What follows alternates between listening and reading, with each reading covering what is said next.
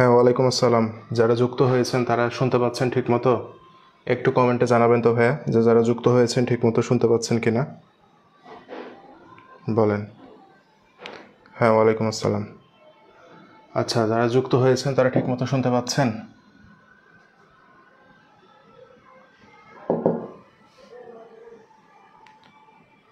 ওকে।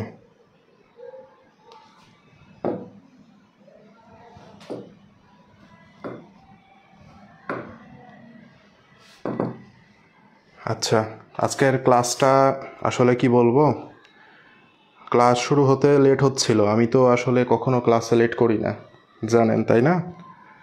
আজকের ক্লাস শুরু হতে অনেক লেট হচ্ছিল। তো ক্লাস শুরু করতে সাধারণত আমি লেট করি না, কারণ এর আগে যারা ক্লাস করেছেন বা এই কোর্স শুরু হতেও দেখেছেন যে আমি কখনো লেট করিনি।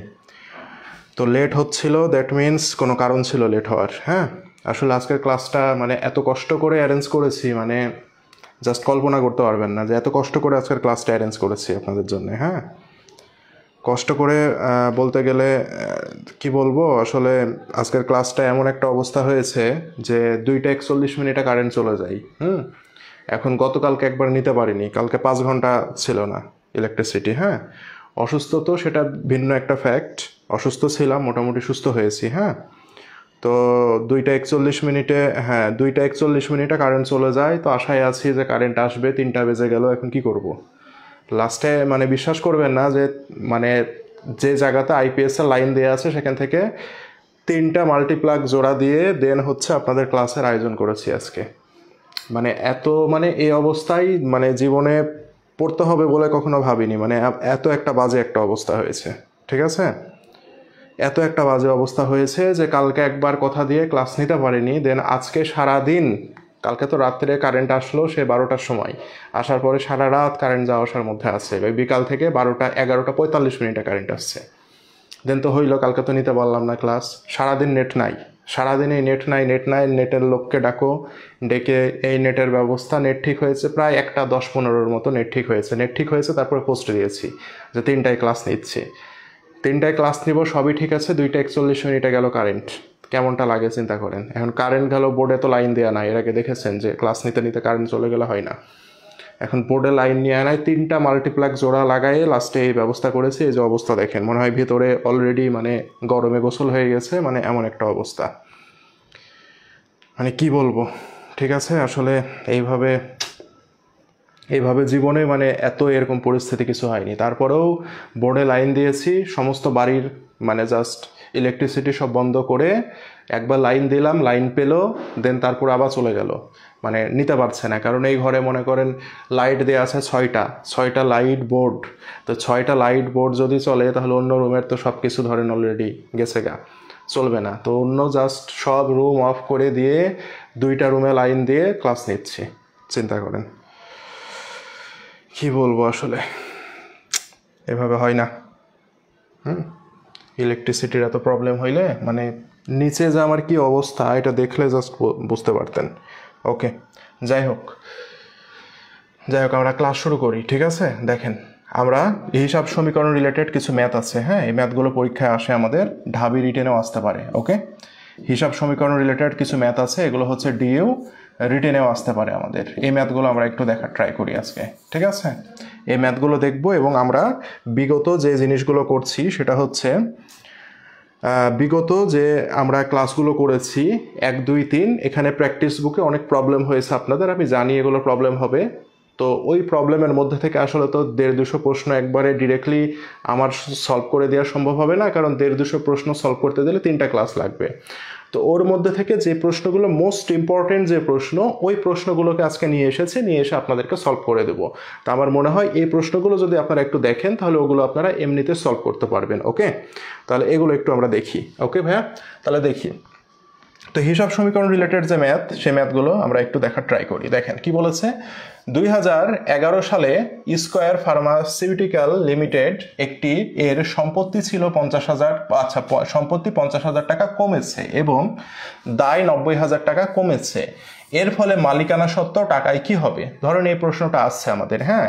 তো এই প্রশ্নগুলো আমরা অনেকে যেটা করি মনে মনে করার ট্রাই করি, তো আমি আপনাদেরকে বলবো মনে মনে করার ট্রাই না করে ভাইয়া একটু আমরা ফরম্যাটে করার ট্রাই করব, এতে করে আমাদের ভুল হবার সম্ভাবনা থাকবে না, ঠিক আছে? তো আমরা যেটা করব সেটা হচ্ছে আমরা আজকে ক্লাস নাম্বার 4 নাম্বার ক্লাস আজকে, ঠিক আছে ভাইয়া? আজকে অ্যাকাউন্টিং 4 নাম্বার ক্লাস সম্ভবত। আচ্ছা, তো দেখেন আমরা এগুলো থাকলে আমরা মনে করব এটা হিসাব সমীকরণ রিলেটেড ম্যাথ। তো আমরা হিসাব সমীকরণটা লিখে নিব, a সমান l প্লাস ওই। ওকে ভাইয়া? লেখার পরে দেখেন কি বলেছে, সম্পত্তি 50,000 টাকা কমেছে। এই যে দেখেন সম্পত্তি 50,000 টাকা কমেছে, তাহলে এ মানে সম্পত্তি মাইনাস 50,000 লিখবেন, সমান কি বলেছে, দায় 90,000 টাকা কমেছে। তো দায় কি হয়েছে, 90,000 টাকা কমেছে। ওকে, এখন আপনাকে জিজ্ঞাসা করছে মালিকানা সত্ত্ব কি হবে, তো মালিকানা সত্ত্ব রেখে দেন এইভাবে। এখন আমরা যদি মালিকানা সত্ত্বের মানটা বের করতে চাই তাহলে 50,000 এপারে মাইনাস 90,000 আছে, সমানের এই পাশে যদি নিয়ে আসি তাহলে সেটা কি হয়ে যাবে, প্লাস 90,000 সমান কি মালিকানা সত্ত্ব ওই। এখন ওই মালিকানা সত্ত্ব সমান আমরা কি বলতে পারি ভাইয়া, মাইনাস 90,000 প্লাস মাইনাস 50,000 প্লাস 90,000, এটাকে যদি আমরা ক্যালকুলেশন করি তাহলে কি হবে বলেন তো, প্লাস 40,000 হবে না? তার মানে মালিকানা সত্ত্ব কি ভাইয়া, মালিকানা সত্ত্ব আমরা দেখতে পাচ্ছি প্লাস 40,000। এখন প্লাস 40,000 টাকা মানে কি ভাইয়া, 40,000 টাকা বেড়েছে। এটা উত্তর হয় না ভাইয়া, বলেন তো? এটা উত্তর হয়? সবাই বলেন তো একটু আমাকে, এটা কি উত্তর হয় আমাদের? বলেন। আচ্ছা, এটা উত্তর হয়, রাইট? আচ্ছা আচ্ছা আচ্ছা, তো সবাই আমরা বুঝতে পেরেছি না ভাইয়া? স্যার আমার আম্মুর জন্য দোয়া করবেন, বর্তমানে আইসিইউতে অ্যাডমিট আছে। হ্যাঁ, আপনার আম্মুর জন্য দোয়া রইল, আল্লাহ তাআলা যাতে দ্রুত সুস্থ করে দেয়, এটাই আর কি। আপনারা সবাই ওনার আম্মুর জন্য দোয়া করবেন। ওকে ভাইয়া, তাহলে আমরা কি এটা বুঝতে পেরেছি, এটা এভাবে সমাধান করতে হয়, ঠিক আছে? এই প্রশ্নটা আমাদের এইভাবে সমাধান করতে হবে, ঠিক আছে? আচ্ছা, তাহলে আমার মনে হয় যে আমরা সবাই এটা বুঝতে পেরেছি। সমীকরণ রিলেটেড এই ধরনের যদি প্রবলেম থাকে জাস্ট আমরা ছোটোবেলার যে সমাধান করা সেই ছোটোবেলার সমাধানটা করে দিলে আমার হয়ে যাবে। ওকে, আচ্ছা, তাহলে এটাতে আমার মনে হয় কারো প্রবলেম নাই। আচ্ছা, তাহলে এটা যদি আমাদের প্রবলেম না থাকে তাহলে আমরা দেখতে পাচ্ছি 40,000 টাকা বেড়েছে। পরে যদি আমরা দেখি ভাইয়া একটু প্রশ্নটা কি বলেছে দেখেন, 2017 আর্থিক বছরে কোম্পানির সম্পদ 70,000 টাকা কমেছে এবং দায় 1 লাখ টাকা কমেছে, কোম্পানির মালিকানা সত্ত্ব কত হবে? দেখেন সেম ক্যাটাগরির প্রশ্ন না ভাইয়া, এটা আপনারা একটু সলভ করেন তো ভাইয়া, সেম ক্যাটাগরির প্রশ্ন, এটা আপনারা একটু সলভ করেন তো দেখি, তাহলে আমি বুঝবো পেরেছেন কিনা। সেম ক্যাটাগরির প্রশ্ন ভাইয়া, এটা আপনারা একটু সলভ করেন, আপনাদের থেকে আমি দেখতে চাই ভাইয়া এটা। হ্যাঁ, আপনারা একটু সলভ করেন তো দেখি। আচ্ছা, হ্যাঁ, এটা আপনারা একটু সলভ করেন দেখি, এগুলো পারেন? আচ্ছা, করাইছি হয়তো ফ্রি ক্লাস বা কোনো ক্লাসে, অনেকে আবার পারে না, ঠিক আছে? প্রবলেম সলভিং গ্রুপে দিয়ে দিয়ে ভরাই দেয়, তো সে কারণে করাই দেওয়া দায়িত্ব, সে কারণে করাচ্ছি, ঠিক আছে? আপনারা হয়তো পারেন, অনেকে পারে না, তো অনেকের জন্য করাচ্ছি। এ সমান এল প্লাস ওই, তাই না? এ সমান এল প্লাস ওই। এখন কি বলেছে, সম্পদ 70,000 টাকা কমেছে, তাহলে মাইনাস 70। দায় কি বলেছে, 1 লাখ টাকা কমেছে, তাহলে 1 লাখ প্লাস ওই ভাইয়া। এখন ওই মানে কি হবে, 70,000 মাইনাসটাকে এই পাশে নিয়ে আসলে প্লাস 1 লাখ সমান কি ওই ভাইয়া, তাই না? তাহলে ওই সমান কি ভাইয়া, প্লাস 30,000, তাই না? কেন প্লাস 30? বড় সংখ্যাতে যে ইয়াটা থাকে সেটা বসে, তো আমরা দেখছি বড় সংখ্যাতে প্লাস আছে, সেজন্য আমাদের প্লাস 30,000, দ্যাট মিনস আমাদের 30,000 টাকা বাড়বে, রাইট? 30,000 টাকা বাড়বে। ওকে, থ্যাংক ইউ ভাইয়া। তাহলে এগুলো কিন্তু আমাদের অ্যাডমিশন টেস্টে আসে। এবার দেখেন আমাদের কি বলেছে আরেকটা প্রশ্ন, নাভানার সম্পদ দায় যথাক্রমে এত টাকা হ্রাস পায়, তবে মালিকানা সত্ত্বের উপরে কি প্রভাব পড়বে? সেম ক্যাটাগরির প্রশ্ন কিন্তু ভাইয়া বারবার আসছে, তাহলে এটাও হচ্ছে একই নিয়মের প্রশ্ন, তাই না? এটাও একই নিয়মের প্রশ্ন। আমরা যদি পরে যাই একটু দেখি, তাহলে এই প্রশ্নটা আমরা একটু দেখি। এবিসি কোম্পানির বছরের প্রারম্ভে মোট সম্পত্তি দায় ছিল 8,000 টাকা এবং 5,000 টাকা। আচ্ছা, তাহলে দেখেন আমরা অঙ্কটা করি, এ সমান এল প্লাস ওই। তাহলে বছরের প্রথমে কি ছিল ভাইয়া, দেখেন তো, বছরের প্রারম্ভে সম্পদ ছিল হচ্ছে 8 লাখ টাকা। ওকে, আর ভাইয়া দায় ছিল কত টাকা ভাইয়া? দায় ছিল 5 লাখ টাকা। ওকে, এখন দেখেন বছরের শুরুতে সম্পদ আর দায় দেয়া আছে, তাহলে কি আমরা মালিকানা সত্ত্ব বের করতে পারবো না ভাইয়া? মালিকানা সত্ত্বের মান দেয়া নাই, তাহলে কি আমরা মালিকানা সত্ত্ব বের করতে পারবো ভাইয়া? বলেন তো। আমরা মালিকানা সত্ত্ব অবশ্যই বের করতে পারবো। আমরা জানি সম্পদ থেকে দায় বাদ দিলে মালিকানা সত্ত্ব পাওয়া যায়। তাহলে এখানে মালিকানা সত্ত্ব কত হবে? 3000 টাকা হবে। এ পর্যন্ত কি সবাই বুঝতে পেরেছি আমরা? বলেন তো, এই পর্যন্ত কি আমরা সবাই বুঝতে পেরেছি? বলেন, এই পর্যন্ত আমরা সবাই বুঝতে পেরেছি। তাহলে সম্পদ দায় অথবা সম্পদ মালিকানা সত্ত্ব অথবা দায় মালিকানা সত্ত্বের মান দেয়া থাকবে, যে কোনো দুইটার মান দেয়া থাকবে, আমরা আরেকটা এইভাবে সুন্দর করে বের করে নিব। ওকে, এবার দেখেন, যদি সংশ্লিষ্ট বছরে সম্পত্তি 1,50,000 টাকা বৃদ্ধি পায়, সম্পত্তি ছিল 8 লক্ষ টাকা, 1,50,000 বৃদ্ধি পেলে কি 9,50,000 টাকা হবে ভাইয়া? বলেন তো। 9,50,000 টাকা হবে। এবং দায় 80,000 টাকা হ্রাস পায়। ভাইয়া দায় ছিল কত? 5 লাখ। 80,000 যদি হ্রাস পেয়ে যায় তাহলে কত হবে? 4,20,000 টাকা হবে না? এখন আপনাকে জিজ্ঞাসা করছে বছর শেষে মালিকানা সত্ত্ব কত হবে, অর্থাৎ এই জায়গাতে কত টাকা বসবে। তাহলে এটা হচ্ছে ভাইয়া সম্পদ। এই সম্পদ থেকে যদি এই দায়টাকে আমরা মাইনাস করে দিই তাহলে আমরা মালিকানা সত্ত্বের মান পাবো না ভাইয়া? তাহলে সম্পদ থেকে আমরা যদি দায়কে মাইনাস করে দিই তাহলে আমরা কিসের মান পাবো? মালিকানা সত্ত্বের মান পাবো। তাহলে 5 আর 4 9 লাখ আর 20 আর 30 50, তাহলে কত হবে ভাইয়া? 5,30,000 টাকা হবে না ভাইয়া এখানে? বলেন তো। তাহলে মালিকানা সত্ত্বের পরিমাণ কত হবে? মালিকানা সত্ত্বের পরিমাণ হবে 5,30,000 টাকা। ওকে, 5,30,000 টাকা। ঠিক আছে ভাইয়া।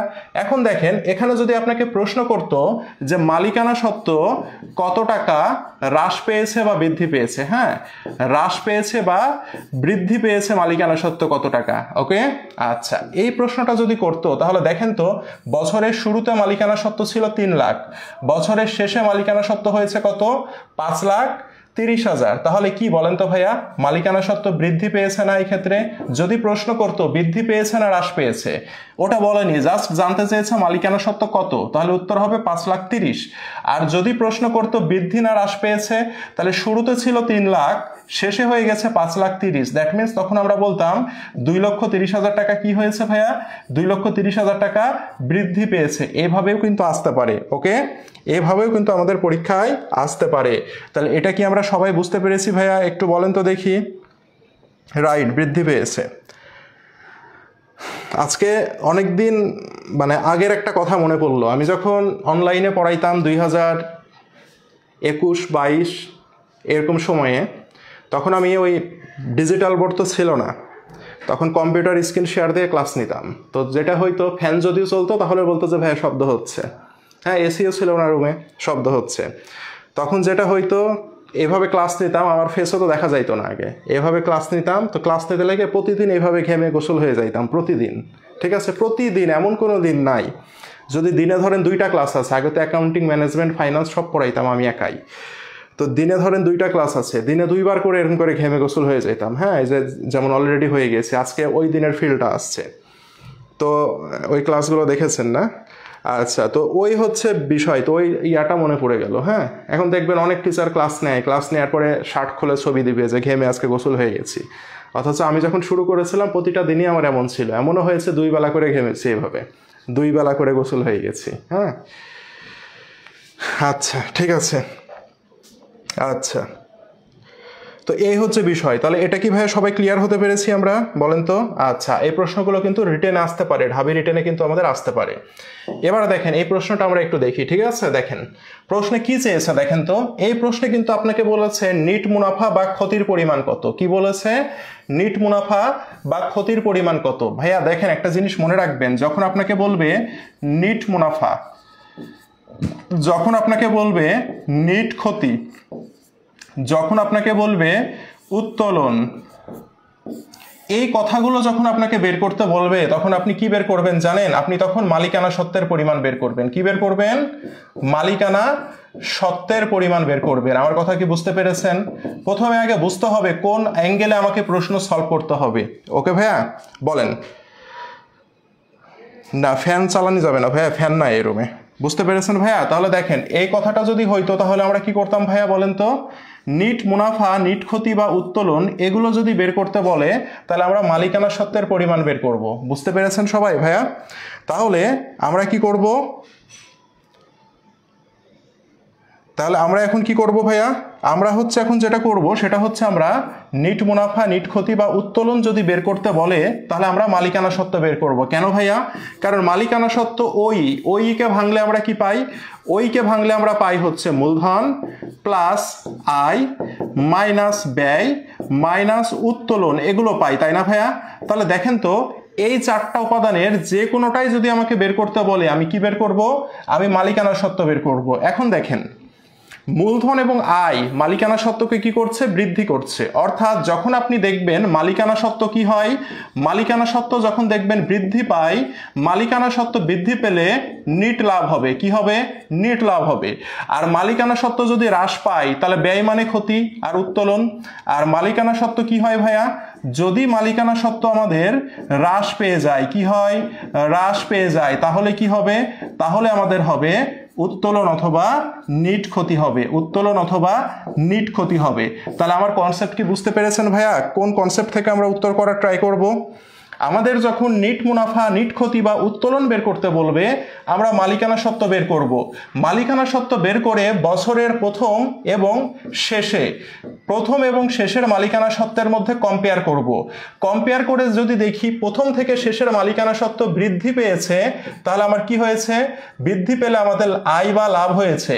আর যদি দেখি হ্রাস পেয়েছে তাহলে আমাদের কি হয়েছে ভাইয়া, উত্তোলন অথবা ক্ষতি হয়েছে। বুঝতে পেরেছেন? প্রশ্নে যেটা চাবে সেভাবে আমাকে উত্তর করতে হবে। ওকে, তাহলে আমরা এই অঙ্কটা করি। তাহলে যেহেতু এখানে বলেছে নিট মুনাফা বা ক্ষতির পরিমাণ কত, আমি চোখ বন্ধ করে মালিকানা সত্ত্ব নির্ণয় করব, এ সমান এল প্লাস ওই। তাহলে অঙ্কটা শুরু করি। দেখেন বছরের শুরুতে দায় ও মালিকানা সত্ত্বের পরিমাণ ছিল, দায় ছিল কত টাকা, দায় ছিল আপনার 6,50,000 টাকা, আর মালিকানা সত্ত্ব ছিল কত টাকা ভাইয়া, 8,25,000 টাকা। ওকে, তাহলে এখন আমাকে বের করতে হবে কি, এখন আমাকে বের করতে হবে সম্পদ।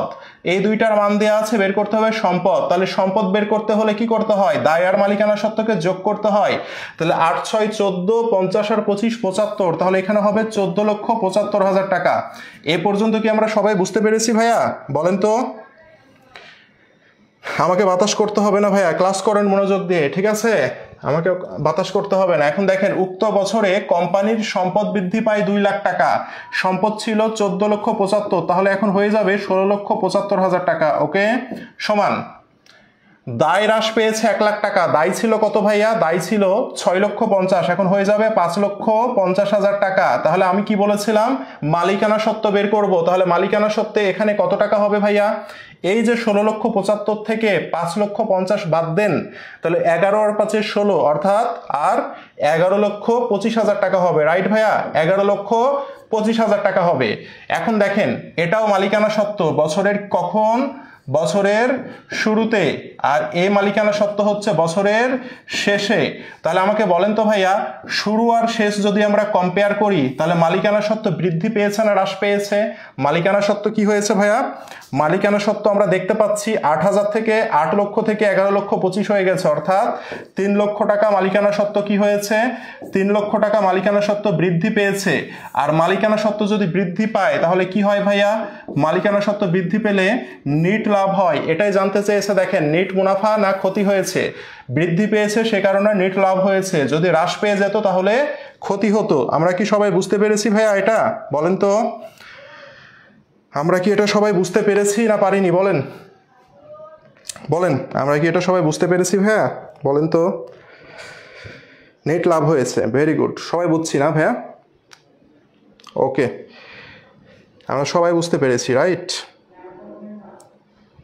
তাহলে আমরা এইভাবে সুন্দর করে করব, ঠিক আছে? স্টেপ বাই স্টেপ যদি আমরা অঙ্ক করি তাহলে আমরা ইজিলি প্রশ্নগুলো কি করতে পারবো, সমাধান করতে পারবো ইনশাল্লাহ। ওকে ওকে, তাহলে আমরা নেক্সটে যাই, ঠিক আছে? তাহলে অপশনে দেখেন এই যে অপশন আছে নিট মুনাফা, এই যে 3 লক্ষ টাকা।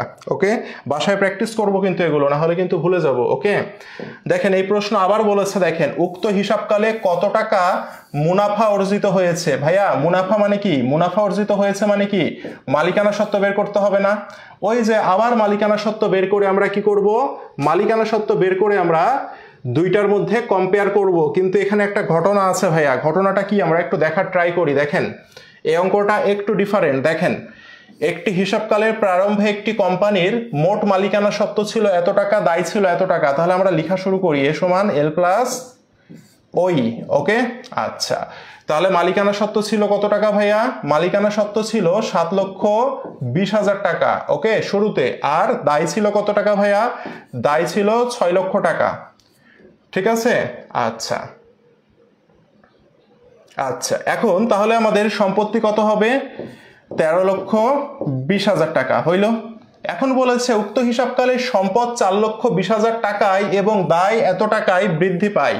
তাহলে সম্পদ কি হয়েছে? 4,20,000 টাকা বৃদ্ধি পেয়েছে। তাহলে 4,20,000 যদি বৃদ্ধি পায় তাহলে কত হবে? 17,40,000 টাকা হবে। রাইট, 17,40,000 হবে। আর দায় কি হয়েছে ভাইয়া? 1,80,000 টাকা বৃদ্ধি পায়, তাহলে কত হবে? 7,80,000 টাকা হবে দায়। এখন আমার মালিকানা সত্ত্ব কত টাকা হবে ভাইয়া বলেন তো? এখন আমার মালিকানা সত্ত্ব হবে কত টাকা বলেন? হ্যাঁ, এই ম্যাথটা পারেন না বলে করে দিচ্ছি, সমস্যা নাই। তাহলে এখন আমাদের মালিকানা সত্ত্ব কত টাকা হবে ভাইয়া বলেন তো দেখি, কে বলতে পারে? 9,60,000 টাকা হয়, তাই না? আমি যদি ভুল করি একটু বলে দিয়েন। হ্যাঁ, 9,10 লক্ষ না কত হবে এটা? 7,80,000, তাই না? 7,80,000, তার মানে কি হবে বলেন? না, আমার ক্লাস নিয়ে টেনশন করতে হবে না, ক্লাস করেন। এটা কত হবে বলেন তো? 9,80,000 টাকা না 9,20,000 টাকা? 9,60,000 টাকা, তাই না? 8 6 14, 9,60,000 টাকা হয় ভাইয়া, দেখেন তো। 9,60,000 টাকা হয় এখানে করলে, রাইট, 9,60,000 টাকা হয়। এখন দেখেন, ঘটনা হচ্ছে আমাদেরকে যদি অঙ্কে আর কোনো তথ্য না দিত, ভালো করে বোঝার ট্রাই করেন। এর আগের অঙ্কে কিন্তু আমরা এখন কি করেছিলাম? এই দুইটার মাঝে কম্পেয়ার করেছিলাম, তাই না ভাইয়া? এর আগের অঙ্কে আমরা কি করেছিলাম? এই দুইটার মাঝে কম্পেয়ার করেছিলাম, শুরু আর শেষ দিয়ে কি হয়েছে? বৃদ্ধি হয়েছে। তখন আমরা কি লিখেছিলাম?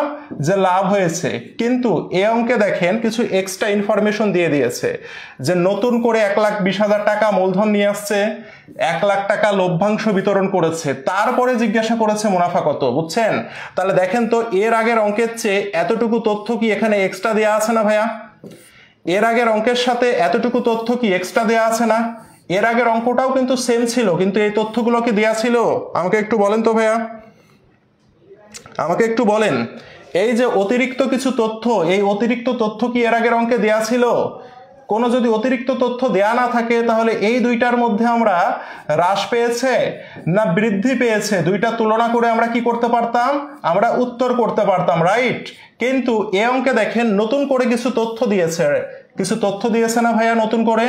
তাহলে নতুন করে যেহেতু তথ্য দেয়া আছে, তাহলে নতুন তথ্য দেয়া থাকলে আমাকে কি করতে হবে দেখেন। নতুন তথ্য দেয়া থাকলে আমাকে যেটা করতে হবে, এই যে প্রারম্ভিক, এই প্রারম্ভিকের সাথে আমাকে নতুন তথ্যের কাজ করতে হবে। ইলেকট্রিসিটি আসছে, এই প্রারম্ভিকের সাথে আমাকে নতুন তথ্যের কাজ করতে হবে, অর্থাৎ 7,20,000। ওকে, এই 7,20,000 থেকে কি করেছে? অতিরিক্ত মূলধন 1,20,000 টাকা, এটাকে কি করতে হবে? যোগ করতে হবে। ওকে, তাহলে কত হয় বলেন তো? 8,40,000 টাকা হয়। ঠিক আছে, এবার কি বলেছে? 1 লক্ষ টাকা লভ্যাংশ বিতরণ করা হয়। ভাইয়া, লভ্যাংশ আমরা কি পড়েছিলাম বলেন তো? লভ্যাংশ হচ্ছে বিপরীত মালিকানা সত্ত্ব হিসাব। লভ্যাংশ কি হিসাব পড়েছিলাম বলেন তো? লভ্যাংশ হচ্ছে বিপরীত মালিকানা সত্ত্ব হিসাব, রাইট? তাহলে লভ্যাংশ যদি বিপরীত মালিকানা সত্ত্ব হিসাব হয়, তাহলে মালিকানা সত্ত্ব থেকে কি করতে হয়? মাইনাস করতে হয় না? কত টাকা ভাইয়া লভ্যাংশ? 1 লাখ টাকা। তাহলে 1 লাখ টাকা যখন আমি মাইনাস করব, তাহলে এখানে কত হবে? 7,40,000 টাকা হবে না? আমাদের মালিকানা সত্ত্ব হওয়ার কথা ছিল কত?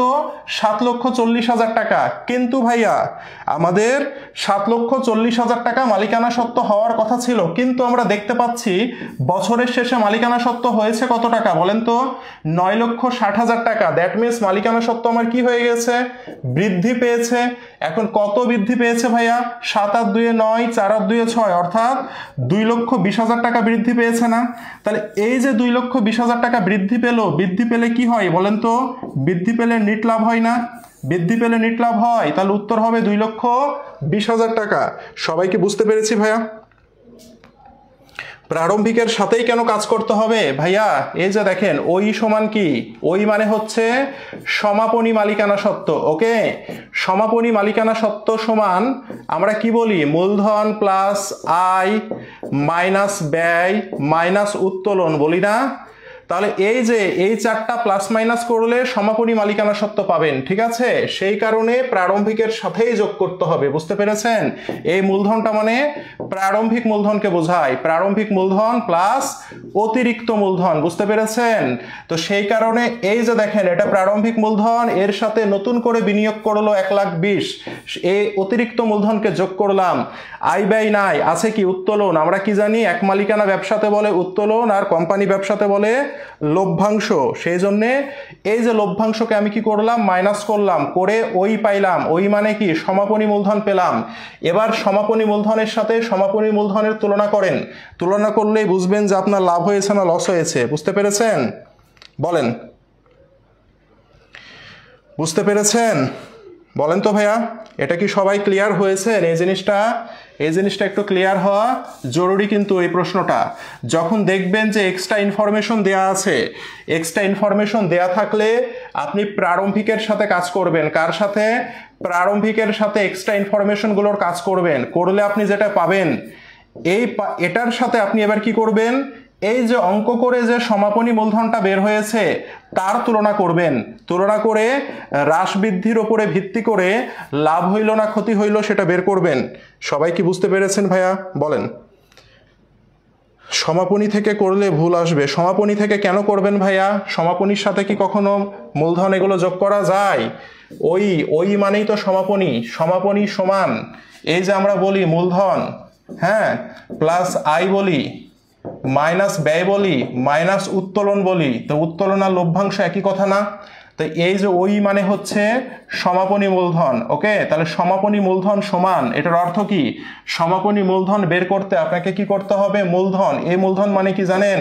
এই মূলধন মানে হচ্ছে প্রারম্ভিক মূলধন প্লাস অতিরিক্ত মূলধন, বুঝছেন? প্লাস আয় মাইনাস ব্যয় মাইনাস উত্তোলন, এটা হচ্ছে সূত্র।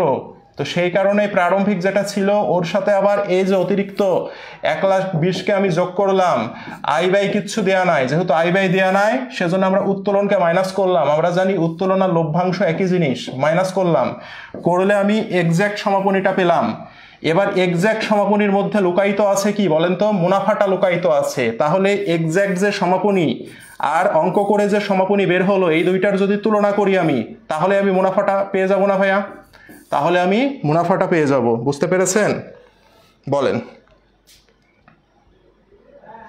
সবাই কি বুঝতে পেরেছি? বলেন।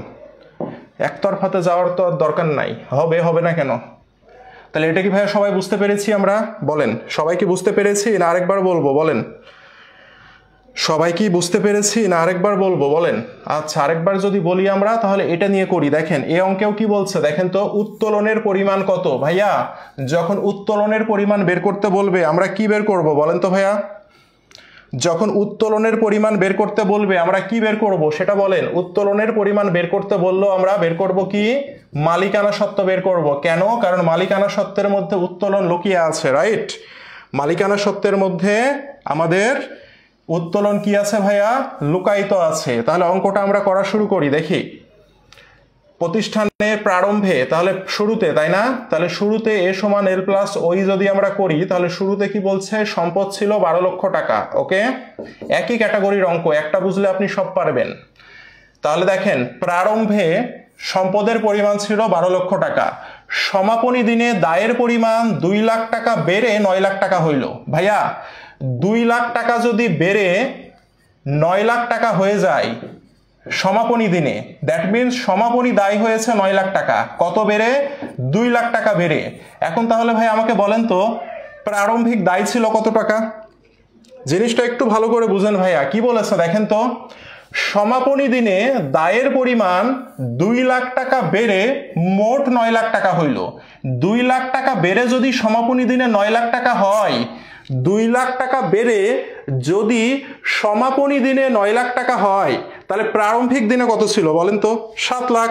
ভেরি গুড, থ্যাংক ইউ, এটা বুঝতে হবে। তাহলে দায় প্রারম্ভিকে ছিল 7 লাখ। তাহলে প্রারম্ভিকে মালিকানা সত্ত্ব কত ছিল? 5 লাখ। রাইট ভাইয়া, প্রারম্ভিকা মালিকানা সত্ত্ব ছিল কত টাকা? 5 লাখ ছিল। এখন দেখেন সমাপ্তি দিনে মালিকানা সত্ত্বের পরিমাণ 8 লাখ দিয়ে দিয়েছে, তাহলে তো খুবই সোজা, সমাপ্তি দিনে মালিকানা সত্ত্ব দিয়েছে 8 লাখ। এখন আপনি এই যে প্রারম্ভিক আর সমাপনী তুলনা করে কি করতে পারবেন? উত্তোলন বের করতে পারবেন, তাই তো? কিন্তু দেখেন এখানে কিছু এক্সট্রা তথ্য দিয়ে দিয়েছে। দেখেন উক্ত হিসাবকালে 2 লাখ টাকা মুনাফা অর্জন করে থাকে, মালিক নতুন করে এত টাকা বিনিয়োগ করে থাকে, তাহলে উত্তোলন কত? তাহলে এক্সট্রা ইনফরমেশন যদি দেয়া থাকে আমাকে কি করতে হবে?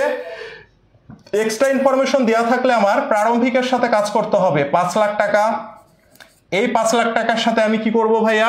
2 লাখ টাকা মুনাফা অর্জন করেছে। মুনাফা অর্জন করলে মালিকানা সত্ত্ব বেড়ে যায়, তাহলে 2 লাখ টাকা বেড়ে গেল, তাহলে মালিকানা সত্ত্ব হইলো কত টাকা? 7 লাখ হইল, তাই না ভাইয়া? আবার কি বলছে? মালিক নতুন করে 1,75,000 টাকা বিনিয়োগ করে, তাহলে মালিক যেটা বিনিয়োগ করে সেটাকে আমি কি বলবো? মালিকানা সত্ত্ব বলবো, মূলধন বলবো, অতিরিক্ত মূলধন। তাহলে কত হবে? 8,75,000 টাকা। ওকে, এবার আপনি এই যে 8,75,000 সাথে আপনি কম্পেয়ার করবেন কার ভাইয়া? কম্পেয়ার করবেন 8 লাখের। তাহলে আমাকে বলেন মালিকানা সত্ত্ব বাড়লো না কমলো? বলেন তো ভাইয়া। মালিকানা সত্ত্ব 8,75,000 হওয়ার কথা, কিন্তু আমি অঙ্ক করে দেখছি মালিকানা সত্ত্ব হয়েছে 8 লাখ। তার মানে মালিকানা সত্ত্ব কি 75,000 টাকা কি হয়েছে বলেন তো? 75,000 টাকা হচ্ছে কমেছে। এখন মালিকানা সত্ত্ব কমা মানে কি জানতে চাইছে? উত্তোলন কত? উত্তোলন হলে মালিকানা সত্ত্ব কি হয়? কমে যায়। তাহলে এই 75,000 টাকাই হবে কিসের টাকা ভাইয়া? 75,000 টাকাই হবে উত্তোলনের টাকা। সবাই কি বুঝছি ভাইয়া? বলেন, সবাই কি বুঝতে পেরেছি? বলেন তো ভাইয়া, সবাই কি বুঝতে পেরেছি? বলেন। ক্লাসের বাইরে আমরা অতিরিক্ত কথা বলবো না, ঠিক আছে? 5 লাখ টাকা কেমনে আসলো ভাই? একই তো সিস্টেম শেখাচ্ছি, এ সমান এল প্লাস ওই। তাহলে 12 লক্ষ টাকা যদি সম্পদ হয়, 7 লাখ টাকা যদি দায় হয়, তাহলে মালিকানা সত্ত্ব কত হবে? সম্পদ থেকে দায় বাদ দিলে আমরা মালিকানা সত্ত্ব পাবো না? 5 লাখ টাকা এভাবে আসলো। বুঝতে পেরেছেন ভাইয়া? বলেন। তাহলে ঘটনা হচ্ছে একই, থিমটা হচ্ছে একই। আমাদের উত্তোলন বের করতে বলুক, লাভ বের করতে বলুক, আর ক্ষতি বের করতে বলুক, আমরা কি করব? মালিকানা সত্ত্ব বের করে ফেলবো। মালিকানা সত্ত্ব বের করার পরে যদি এক্সট্রা তথ্য দেয়া থাকে, তাহলে আমরা ওই এক্সট্রা তথ্যগুলো নিয়ে কাজ করব কার সাথে? প্রারম্ভিকের সাথে। করলে আমি কি পেয়ে যাব? একটা মান পাবো।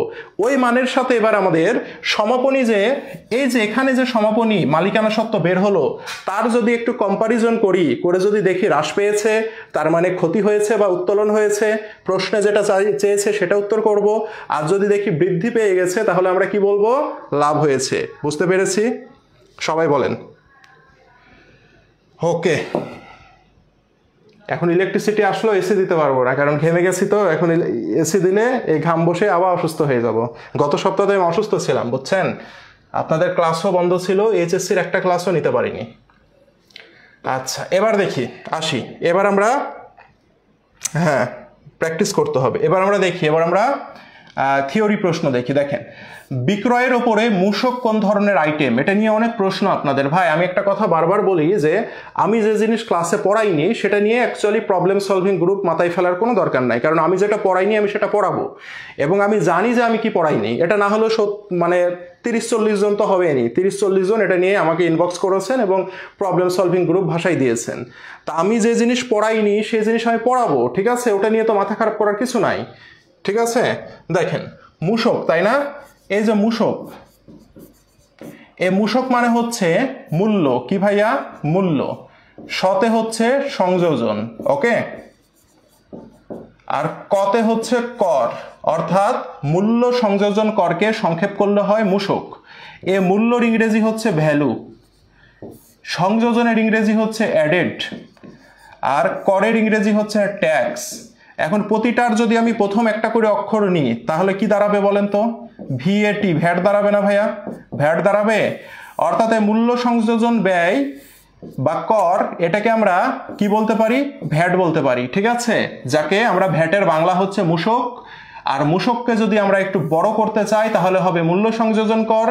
মূল্য সংযোজন করের ইংরেজি যদি আমি করতে চাই তাহলে হবে ভ্যালু অ্যাডেড ট্যাক্স। সবাই কি বুঝতে পেরেছি ভাইয়া? বলেন। সবাই কি বুঝতে পেরেছেন? বলেন। সবাই কি বুঝতে পেরেছেন? আচ্ছা, তাহলে এটা হচ্ছে আমাদের ভ্যাটের কনসেপ্ট। এখন দেখেন আমরা দুনিয়াতে যেই জিনিসই কেনা বেচা করি না কেন, 1 টাকার যদি একটা চকলেট কিনতে যাই তাহলে ভ্যাট দিতে হয়। আপনি চকলেটের ওই যে প্যাকেটটা থাকে, ওই প্যাকেটে দেখবেন লেখা থাকবে মূল্য সংযোজন কর সহ এত টাকা।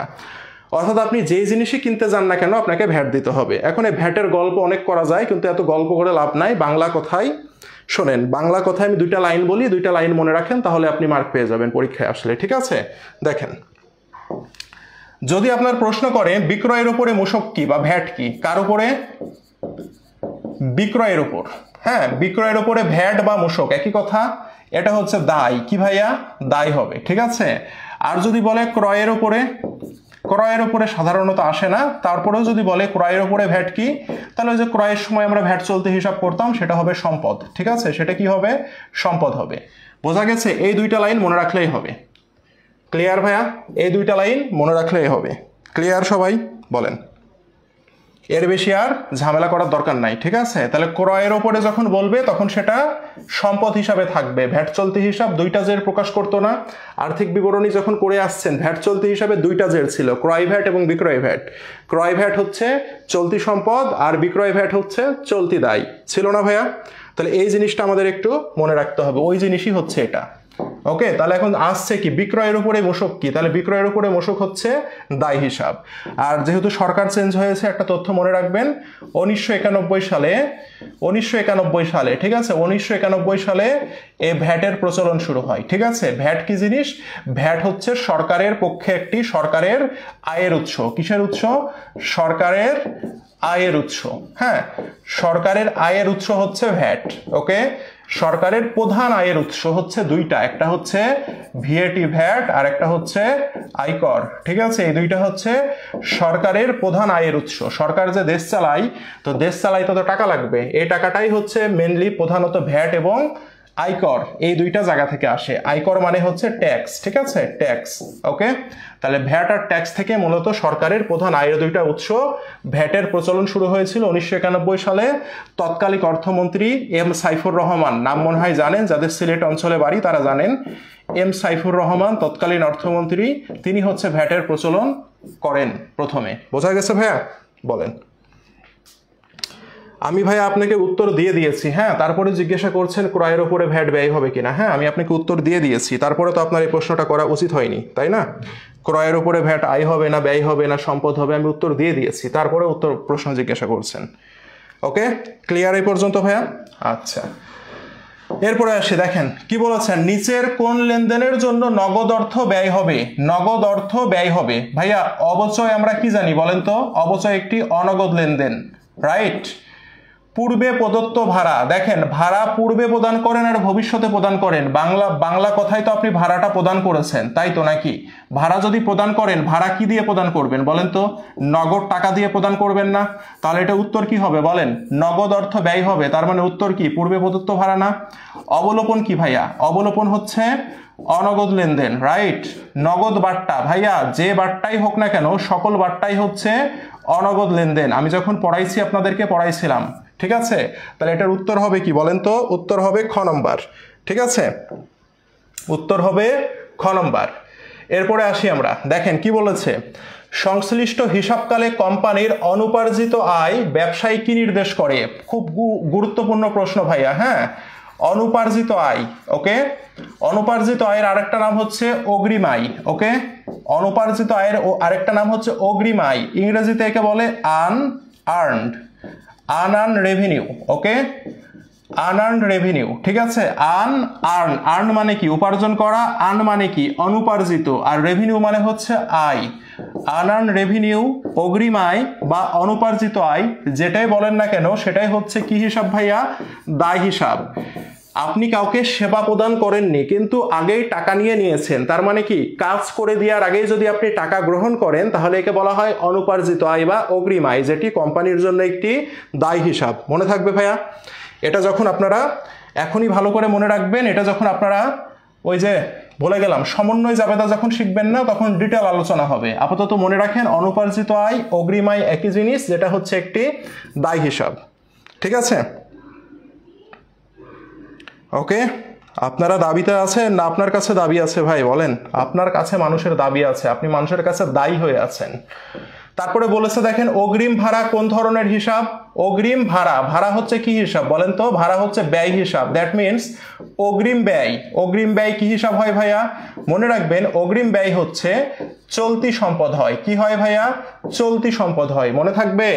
অগ্রিম ব্যয় চলতি সম্পদ। আর অগ্রিম আয় একটু আগে পড়লাম, অগ্রিম আয় হচ্ছে উল্টা, অর্থাৎ চলতি দায়, তাই না ভাইয়া? চলতি দায়। ওকে, এরপরে আসি, এগুলো জানেন, তারপর আমি একটা করে স্যাম্পল নিয়ে দেখাচ্ছি। নিচের কোনটি লিপিবদ্ধ প্রক্রিয়ার অংশ নয়? ভাইয়া এখানে একটা অপশন দেখতে পারবেন, অপশনটা কি ভাইয়া বলেন তো? আমাদেরকে বলেছে নিচের কোনটি লিপিবদ্ধ প্রক্রিয়ার অংশ নয়। লিপিবদ্ধ বা হিসাবরক্ষণ, লিপিবদ্ধ বা হিসাবরক্ষণ প্রক্রিয়ার অংশ কয়টা বলেন তো? তিনটা। নাম্বার 1 লেনদেনকে কি করা? বিশ্লেষণ করা। তারপরে কি করা ভাইয়া? জাবেদাভুক্ত করা। তারপরে কি করা ভাইয়া? খতিয়ানভুক্ত করা, রাইট? তারপরে কি করা? খতিয়ানভুক্ত করা। তাহলে এখানে উত্তর কি হবে বলেন? বিশ্লেষণ পাচ্ছি, জাবেদা পাচ্ছি, স্থানান্তর পাচ্ছি। খতিয়ান মানে কি? স্থানান্তর করা। তার মানে রেওয়ামিল প্রস্তুতকরণ আমাদের লিপিবদ্ধ প্রক্রিয়ার কোনো অংশ নয়, রাইট ভাইয়া? লেনদেন বিশ্লেষণ, আপনি কি উত্তর দিলেন বলেন? যে লেনদেন বিশ্লেষণ উত্তর দিলেন সে কি উত্তর দিলেন ভাইয়া? আমাদের পড়ানোই শুরু হয়েছে লিপিবদ্ধকরণ প্রক্রিয়া দিয়ে, আর আপনি উত্তর ভুল দিয়ে দিলেন, এটা মানা যায় বলেন? তাহলে এই প্রশ্নগুলো কিন্তু আসে। দেখেন কি বলেছে, কোনটি নামিক হিসাব নহে? নামিক হিসাব মানে কি ভাইয়া? আয় আর ব্যয়। এই আয় আর ব্যয়কে নামিক হিসাব বলা হয়। তাহলে বিক্রয় কি হিসাব ভাইয়া? বিক্রয় হচ্ছে আয় হিসাব। মজুত পণ্য, মজুত পণ্য হচ্ছে সম্পদ হিসাব। নিট বিক্রয়, বিক্রয় হচ্ছে আয় হিসাব। মজুরি ব্যয় বলেই দিয়েছে, তাহলে এটি ব্যয় হিসাব। সুদ খরচ, যেহেতু সুদ খরচ বলেই দিয়েছে এটা ব্যয়, তাহলে আমরা দেখতে পাচ্ছি মজুত পণ্য হচ্ছে সম্পদ হিসাব। দ্যাট মিনস এটি নামিক হিসাব নহে। বুঝতে পেরেছি ভাইয়া? বলেন। রাইট। তাহলে এগুলো সুন্দর করে পড়তে হবে। এটা যে উত্তর হইল আর এগুলো যে কেন উত্তর হইল না সেটা বুঝতে হবে আপনাকে, না হলে হবে না। ঠিক আছে? ওকে, নেক্সটে যাই। দেখেন সাধারণ সঞ্চিতি, ভাইয়া সাধারণ সঞ্চিতি কই থেকে রাখা হয়? সাধারণ সঞ্চিতি নিট লাভ থেকে রাখা হয়। মনে রাখবেন নিট লাভ থেকে আমি যতই টাকা জমাবো, সঞ্চিতি মানে কি? টাকা জমা রাখা, তাই না? সঞ্চিতি মানে টাকা জমা করে রাখা। তাহলে নিট লাভ থেকে আমি যেই টাকাই জমাই না কেন সেটাই হয়ে যাবে কি হিসাব? সেটাই হয়ে যাবে মালিকানা সত্ত্ব হিসাব। বোঝা গেছে ভাইয়া? দ্যাট মিনস সাধারণ সঞ্চিতি একটি কি হিসাব? মালিকানা সত্ত্ব হিসাব। তাহলে মালিকানা সত্ত্বের আরেকটা নাম কি ভাইয়া? অন্তর্দায় বা অন্তদায়। তাহলে উত্তর কি হবে ভাইয়া? উত্তর হবে অন্তদায়। বোঝা গেছে? এরপরে আসি, দেখেন নিট মুনাফা একটি ব্যবসা প্রতিষ্ঠানের জন্য কি? নিট মুনাফা কি হিসাব বলেন তো ভাইয়া? নিট মুনাফা মালিকানা সত্ত্ব হিসাব না ভাইয়া? নিট মুনাফা কি করে? মালিকানা সত্ত্বকে বৃদ্ধি করে। দ্যাট মিনস এটি মালিকানা সত্ত্ব হিসাব। তাহলে উত্তর হবে কি? অন্তর্দায় বা অন্তদায়, রাইট? ওকে, তাহলে এগুলো ভুল করা যাবে না। রাবি এবং জিএসটিতে যারা পরীক্ষা দিবেন তাদের এই প্রশ্নগুলো আসবে। নিচের লেনদেনটি কোনটি উদ্বৃত্ত পত্রের সমষ্টিকে প্রভাবিত করবে না? ভাইয়া বলেন, উদ্বৃত্ত পত্রের সমষ্টিকে প্রভাবিত করবে না। এই প্রশ্নের উত্তর করার জন্য আমাদেরকে এক দিকের পরিবর্তন বের করতে হবে না দুই দিকের পরিবর্তন বের করতে হবে? বলেন তো দেখি, বলেন ভাইয়া, বলেন তো। উদ্বৃত্ত পত্রের সমষ্টিকে প্রভাবিত করবে না, এই প্রশ্নের উত্তর বের করতে হলে আমাকে এক দিকের পরিবর্তন বের করতে হবে না দুই দিকের পরিবর্তন বের করতে হবে? বলেন, সেটা আগে উত্তর করেন। দুই দিক, এই শিখলেন, এত পড়ানোর পরও এটাই শিখলেন, দুই দিক। দুই দিকের পরিবর্তন হলে কি সমষ্টি প্রভাবিত হয় না? ভাইয়া বলেন তো। গতদিন ক্লাসে কি শিখাইলাম ভাইয়া বলেন তো? তারপরে বলছেন দুই দিকের। যারা দুই দিকের বলছেন যারা দুই দিকের বলছেন আর যারা হাহা দিচ্ছেন তাদের দুইজনের মধ্যে কোনো পার্থক্য নাই, ঠিক আছে? যারা হাহা দিচ্ছেন তারা কোন লজ্জায় হাহা দিচ্ছেন বলেন তো? দেখেন উদ্বৃত্ত পত্রের সমষ্টিকে প্রভাবিত করবে না, দ্যাট মিনস একদিকের পরিবর্তন, ঠিক আছে? বারবার বলছি। আর প্রভাবিত করবে বা পরিবর্তন করবে যদি বলে তাহলে সেটা দুই দিকের পরিবর্তন, ঠিক আছে? তাহলে দেখেন মালিক কর্তৃক উত্তোলন আমরা যদি সমীকরণে বসাই a সমান l প্লাস ওই, কে উত্তোলন করছে? মালিক উত্তোলন করছে। মালিক উত্তোলন করলে উত্তোলন নামে হিসাব আসে। তাহলে মালিকানা সত্ত্ব কমবে আর নগদ টাকা কমবে। তাহলে কয় দিকের পরিবর্তন হইল ভাইয়া? দুই দিকের পরিবর্তন হইল। দ্যাট মিনস এটা উত্তর হবে না। 3000 টাকা বকেয়া খরচ পরিশোধ। তাহলে বকেয়া খরচ যদি আমরা পরিশোধ করি তাহলে কি হয়ে যাবে, বকেয়া খরচ একটি দায় হিসাব, দায় কমবে আর কি হবে, নগদ টাকা কমবে। কয় দিকের পরিবর্তন, দুই দিকের, এটা উত্তর হবে না। তারপরে বলছে দেখেন, দেনাদারের কাছ থেকে 4000 টাকা আদায় এ সমান এল প্লাস ওই যদি করি আমরা, তাহলে দেনাদারের কাছ থেকে যখন আমি 4000 টাকা আদায় করব, দেনাদার 4000 টাকার কমবে আর নগদ 4000 টাকা বাড়বে। তাহলে একদিকের পরিবর্তন হলো না দুই দিকের, দুই দিকের প্লাস মাইনাস কাটেন শূন্য, আর এই পারে কিছুই নাই মানে শূন্য। দেখেন তাহলে কি হইলো, উদ্বৃত্ত পত্রের সমষ্টিকে কি প্রভাবিত করলো না করলো না, করেনি। দেখেন 0 0 হয়ে থাকলো, কোনো পরিবর্তন হয়নি। দ্যাট মিনস এটি একদিকের পরিবর্তন। তাহলে উত্তর হবে গ নাম্বার। উত্তর হবে কয় নাম্বার ভাইয়া, গ নাম্বার। কিন্তু পরে দেখেন একটা প্রশ্ন বলেছে, এই যে ধারে এত টাকার দ্রব্য ক্রয় করা হলো, তাহলে ধারে যদি আমরা দ্রব্য ক্রয় করি তাহলে কি হবে বলেন তো, ধারে যদি আমি কিনি তাহলে পাওনাদার বাড়বে, 500 টাকার পাওনাদার বাড়বে। আর কি কিনছি ভাইয়া, আমি দ্রব্য কিনছি, দ্যাট মিনস পণ্য কিনছি। পণ্য যদি আমি কিনি তাহলে মালিকানা সত্ত্ব কি হয়ে যাবে, পরিবর্তন হবে ভাইয়া। তাহলে এটাও তো একদিকের পরিবর্তন, এই যে কাটাকাটি করে 0 হয়ে গেল, 0 হয়ে গেল। তাহলে ভাইয়া এটা কি আমাদের উত্তর হবে না, উত্তর তো আমি দুইটা পেলাম, রাইট। উত্তর আমি কয়টা পেলাম, উত্তর আমি দুইটা পেলাম, ঠিক আছে।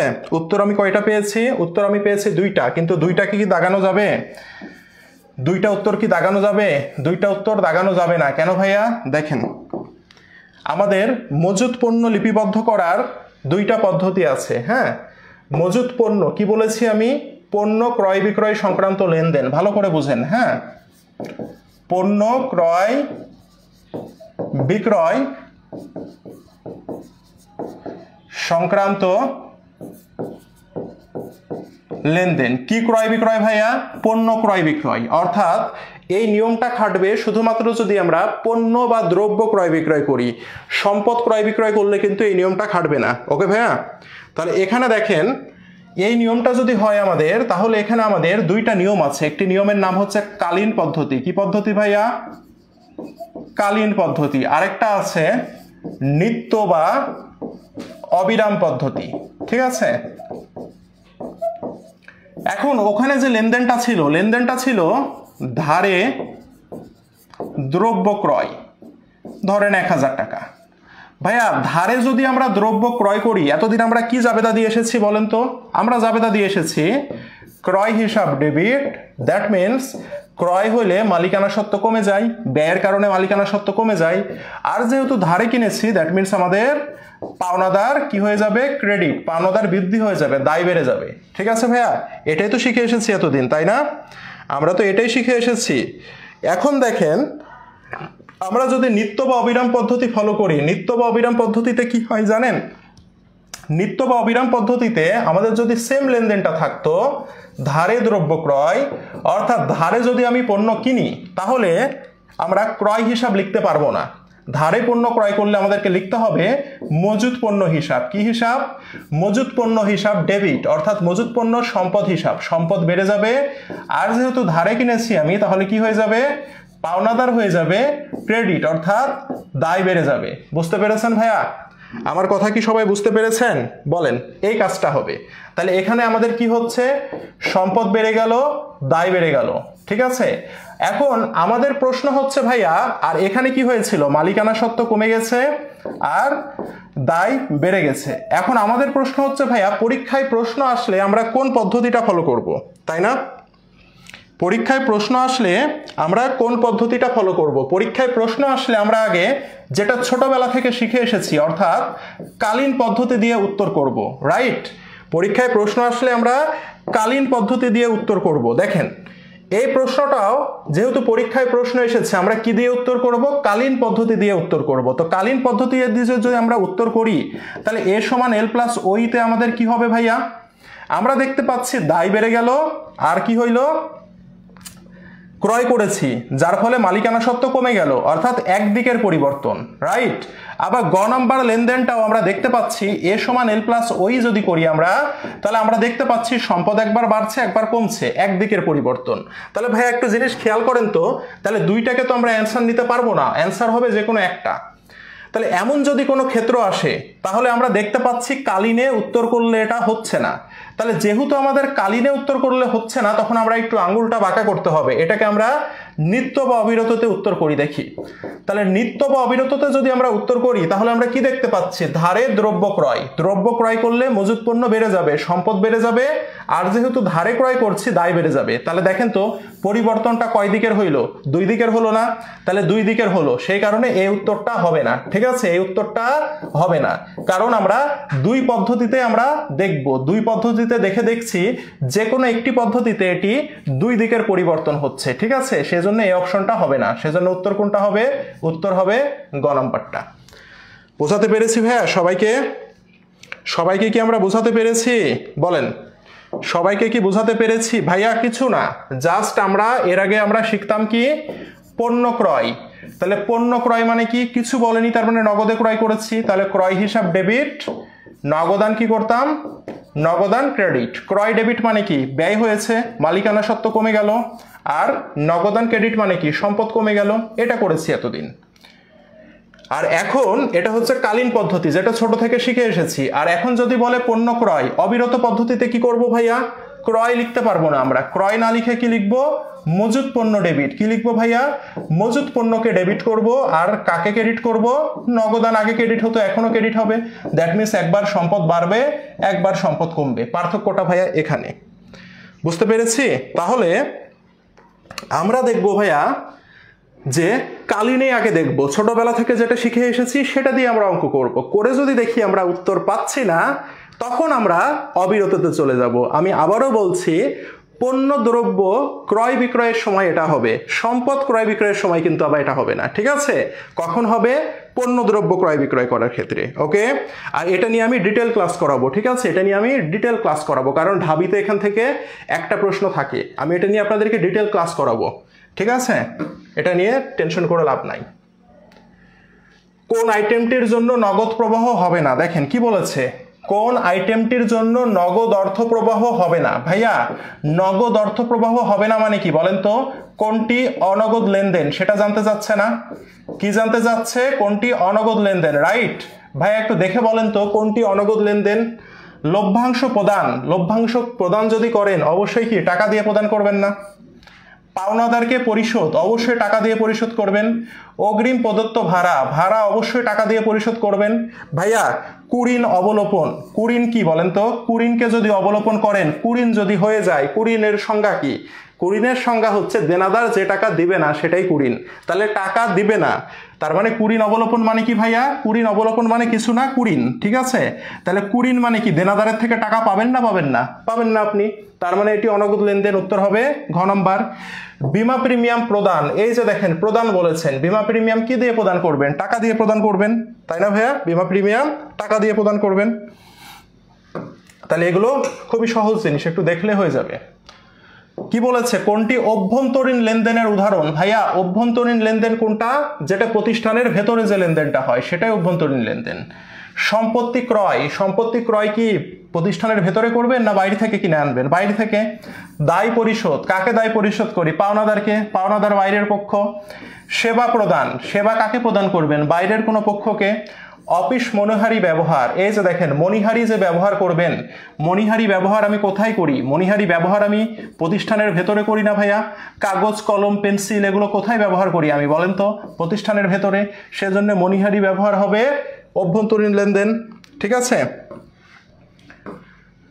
শেয়ার ইস্যু করা হলে নিচের কোনটি ঘটবে বলেন? কি বলেছে? শেয়ার, ও আচ্ছা বোনাস শেয়ার। ঠিক আছে, বোনাস শেয়ার। ভাইয়া বোনাস শেয়ার কেন ইস্যু করি? লভ্যাংশ প্রদানের জন্য, তাই না? প্রথম কথা হচ্ছে বোনাস শেয়ার আমি ইস্যু করি লভ্যাংশ প্রদানের জন্য। ভাইয়া এই অপশনগুলো মনে রাখবেন, বোনাস শেয়ারের ব্যাপারটা মনে রাখবেন। বোনাস শেয়ার মানে মালিকানা সত্ত্ব একবার বাড়বে, মালিকানা সত্ত্ব একবার কমবে। বোনাস শেয়ার ইস্যু করা, বোনাস শেয়ার ইস্যু করা, নিট লাভ থেকে সঞ্চিতি তহবিলে স্থানান্তর করা, এই লেনদেনগুলোর ফলে মালিকানা সত্ত্ব একবার বাড়ে, মালিকানা সত্ত্ব একবার কমে। ঠিক আছে, এই লেনদেনগুলোর ভাবার কোনো অবকাশ নাই, এটা মাথায় রাখতে হবে অলওয়েজ। আপনাকে গত ক্লাসে বোঝাইছি, আপনাকে এখন মাথায় রাখতে হবে। কেন? কারণ পরীক্ষাতে এই প্রশ্নগুলো খুব আসে, আর আসলেই আমার একবারে চিন্তা ভাবনা ছাড়াই উত্তর করতে হবে। ঠিক আছে, এগুলো প্রশ্নে খুব একটা মাথার ব্রেনও নষ্ট করা যাবে না, খুব একটা টাইমও ওয়েস্ট করা যাবে না। বোনাস শেয়ার ইস্যু করা হলো, তারপরে আপনাকে যদি বলে নিট লাভ থেকে সঞ্চিতি তহবিলে স্থানান্তর করা হলো, এই লেনদেনগুলো যদি বলে তাহলে মনে রাখবেন মালিকানা সত্ত্ব একবার বাড়বে, মালিকানা সত্ত্ব একবার কমবে। দ্যাট মিনস মালিকানা সত্ত্ব অপরিবর্তিত থাকবে। বোঝা গেছে ভাইয়া? বলেন। তাহলে দেখেন বোনাস শেয়ার ইস্যু করলে আমরা কি জানি ভাইয়া? বোনাস শেয়ার ইস্যু করলে আমাদের কি কমে যায় বলেন তো? আমাদের জমাকৃত মুনাফা কমে যায়। দ্যাট মিনস মালিকানা সত্ত্ব কি হইল? কমে গেল। আর শেয়ার ইস্যু করলে কি হয়? শেয়ার মূলধন বেড়ে যায়। কি বেড়ে যায়? শেয়ার মূলধন বেড়ে যায়। দ্যাট মিনস আবারও মালিকানা সত্ত্ব বেড়ে গেল। তার মানে একবার মালিকানা সত্ত্ব বাড়লো, একবার কমলো, তার মানে কি মালিকানা সত্ত্ব অপরিবর্তিত থাকবে না ভাইয়া? বলেন তো, অপরিবর্তিত থাকবে? বলেন। সবাই কি বুঝতে পেরেছি? সবাই কি বুঝতে পেরেছি? হ্যাঁ, মালিকানা সত্ত্ব অপরিবর্তিত থাকবে। একবার বাড়বে একবার কমবে, মানে মালিকানা সত্ত্ব অপরিবর্তিত থাকবে। এখন কি বলেছে দেখেন তো, বাকিতে পণ্য ক্রয় করা হলে ক্রেতার হিসাব বইতে কি হবে? বাকিতে পণ্য ক্রয়। ভাইয়া বাকিতে পণ্য ক্রয় করলে কি হয় বলেন তো? এ সমান এল প্লাস ওই যদি আমরা করি তাহলে কি বলেছে? বাকিতে পণ্য ক্রয়। তাহলে বাকিতে পণ্য ক্রয় করলে কি হবে? দায় বেড়ে যাবে, তাই না? আর কি হয়ে যাবে? মালিকানা সত্ত্ব কমে যাবে। এটাই তো হবে নাকি? দায় বাড়বে আর মালিকানা সত্ত্ব কমে যাবে। অপশনে কি আছে দেখেন তো? সম্পদ বৃদ্ধি, দায় বৃদ্ধি, পরিশোধিত মূলধন বৃদ্ধি। পরিশোধিত মূলধন মানে মালিকানা সত্ত্ব, মালিকানা সত্ত্ব তো কমে যাচ্ছে, হবে না। দায় বৃদ্ধি, সম্পদ হ্রাস, দায় বৃদ্ধি পাচ্ছে, সম্পদ হ্রাস হচ্ছে, না হবে না। সম্পদ বৃদ্ধি, ব্যয় বৃদ্ধি, ভাইয়া না। দায় বৃদ্ধি, রাজস্ব হ্রাস। রাজস্ব হ্রাস মানে কি? রাজস্ব হ্রাস মানে হচ্ছে আয় হ্রাস। তাহলে কোনোটা কি উত্তর পাচ্ছি আমরা? কোনোটা উত্তর পাচ্ছি না। দেখেন এটা কিন্তু আমরা করেছি কালীনে। কিসে উত্তর করেছি? কালীনে উত্তর করেছি। কালীনে উত্তর করে আমরা দেখছি কোনো অপশনই উত্তরের সাথে মিলছে না। তো যেহেতু আমাদের কালীনে উত্তর করে উত্তর মিলছে না, আমরা এখন অবিরত পদ্ধতিতে একটু চিন্তা করে দেখি, ঠিক আছে? ওই যে কালীনে যদি উত্তর না পাই তাহলে অবিরততে দেখি। তাহলে অবিরততে যদি আমরা উত্তর করি তাহলে কি হবে বলেন তো? বাকিতে পণ্য ক্রয়। তাহলে পণ্য ক্রয় করলে আমরা তাকে কি বলবো? মজুত পণ্য বলবো না? আমরা কি বলবো? অবিরততে মজুত পণ্য বলবো, অর্থাৎ সম্পদ বৃদ্ধি। বাকিতে যেহেতু কিনেছি দায় বৃদ্ধি, তাহলে সম্পদ বৃদ্ধি এবং দায় বৃদ্ধি আছে এই যে অপশন এতে, সম্পদ বৃদ্ধি, দায় বৃদ্ধি। তাহলে পার্থক্যটা কি ভাইয়া বুঝতে পেরেছেন? কালীন আর অবিরত, কালীন আর অবিরতর পার্থক্যটা কি ভাইয়া বুঝতে পেরেছেন? বলেন। হ্যাঁ, অবিরততে অ্যান্সার এ হবে। প্রথমে আমরা চিন্তা করব অবশ্যই কালীনে। প্রথমে আমরা উত্তর করার ট্রাই করব কিসে ভাইয়া? কালীনে। যদি কালীন আমাদের ফেল হয় তখন আমাদের উত্তর করতে হবে কিসে? তখন আমাদের উত্তর খুঁজতে হবে অবিরততে। কোন ক্ষেত্রে? যখন আমরা পণ্য ক্রয় করব সেই ক্ষেত্রে, ঠিক আছে? পণ্য ক্রয় সংক্রান্ত লেনদেনগুলোর ক্ষেত্রে। ওকে, আচ্ছা, কালান্তিক মজুদ এগুলো আমি পরে পড়াবো, ঠিক আছে? এটা নিয়ে ডিটেল পড়াইতে হবে। হ্যাঁ, দেখেন কি বলেছে, একটি কোম্পানির মোট মালিকানা সত্ত্ব পরিবর্তন হয়। মোট মালিকানা সত্ত্ব পরিবর্তন হয় মানে মালিকানা সত্ত্ব কখন পরিবর্তন হবে সেটা জানতে চাচ্ছে। যখন কোম্পানি বোনাস শেয়ার ইস্যু করে, বোনাস শেয়ার ইস্যু করলে মালিকানা সত্ত্ব একবার বাড়বে, মালিকানা সত্ত্ব একবার কমবে। তো এতে করে কি মালিকানা সত্ত্বের কোনো পরিবর্তন হলো? মালিকানা সত্ত্ব অপরিবর্তিত থাকে। যখন কোম্পানি রাইট শেয়ার ইস্যু করে, ভাইয়া রাইট শেয়ার ইস্যু করলে কি হয় জানেন? সম্পদ বাড়ে, মালিকানা সত্ত্ব বাড়ে। তো দেখেন তো মালিকানা সত্ত্বের পরিবর্তন হয়েছে কিনা? ইয়েস, খ নাম্বার হবে উত্তর। এখন আমি রাইট শেয়ার কি জিনিস বোঝাবো, দাঁড়ান। যখন কোম্পানি লভ্যাংশ ঘোষণা করে, কোম্পানি যখন লভ্যাংশ ঘোষণা করে তখন কি হয়? লভ্যাংশ ঘোষণা করলে মালিকানা সত্ত্ব কমে যায়, দায় বেড়ে যায়। জানতে চেয়েছে মোট মালিকানা সত্ত্বের কখন কি হয়? পরিবর্তন হয়, তাই না? তাহলে আমরা দেখতে পাচ্ছি এখানেও কি হচ্ছে? মালিকানা সত্ত্বের পরিবর্তন হচ্ছে, কমে যাচ্ছে। তাহলে এটা উত্তর হতে পারে। যখন কোম্পানি মুনাফা পুনরায় ব্যবসায় বিনিয়োগ করে, কোম্পানি যখন মুনাফা পুনরায় ব্যবসায় বিনিয়োগ করবে তখন মুনাফা নামক মালিকানা সত্ত্ব কমে যাবে। আর ব্যবসায় যখন সেটা বিনিয়োগ করবে, ব্যবসায় মূলধন কি হয়ে যাবে? বেড়ে যাবে। দ্যাট মিনস দেখেন তো ভাইয়া, একবার বাড়ছে একবার কমছে, তার মানে অ্যাকচুয়ালি মালিকানা সত্ত্বের কোনো পরিবর্তন হচ্ছে না, এটা উত্তর হবে না। তারপরে বলেছে যখন কোম্পানি তার লাভের একটি অংশ রিজার্ভ ফান্ডে জমা রাখে। রিজার্ভ ফান্ড মানে কি জানেন? রিজার্ভ ফান্ড মানে হচ্ছে সঞ্চিতিতে জমা রাখে। তো আমরা কি জানি? আমাদের লাভটা যখন সঞ্চিতিতে জমা রাখবো লাভ কমে যাবে, লাভ কমে যাবে মানে মালিকানা সত্ত্ব কমে যাবে। আবার এটা যদি রিজার্ভ ফান্ডে জমা রাখি, রিজার্ভ ফান্ড হচ্ছে মালিকানা সত্ত্ব হিসাব, মালিকানা সত্ত্ব বেড়ে যাবে, একবার মালিকানা সত্ত্ব বাড়ছে, একবার মালিকানা সত্ত্ব কমছে। তাহলে আমরা দেখতে পাচ্ছি এখানে উত্তর হচ্ছে দুইটা, খ আর গ নম্বর, রাইট ভাইয়া? এখানে উত্তর কয়টা হচ্ছে বলেন তো? উত্তর হচ্ছে দুইটা, একটা হচ্ছে খ আর একটা হচ্ছে গ। তাহলে আমরা উত্তর করব কোনটা? এমন কেসে দেখেন কোনো উত্তরকে বাদ দেওয়া যাবে না, যে কোনো একটা যদি আমরা উত্তর করি তাহলে আমাদের উত্তর হয়ে যাবে, বুঝছেন? এমন কেসে আমাদের উত্তর যে কোনো একটা করলেই হবে, যদি দেখি আমাদের দুইটা উত্তর আসছে, ঠিক আছে? তাহলে আমাদের উত্তর এই ক্ষেত্রে দেখেন খ আর গ দুইটাই হচ্ছে এখানে রাইট অ্যান্সার। এখন দেখেন ভাইয়া, এই যে রাইট শেয়ারটা কি ভাইয়া?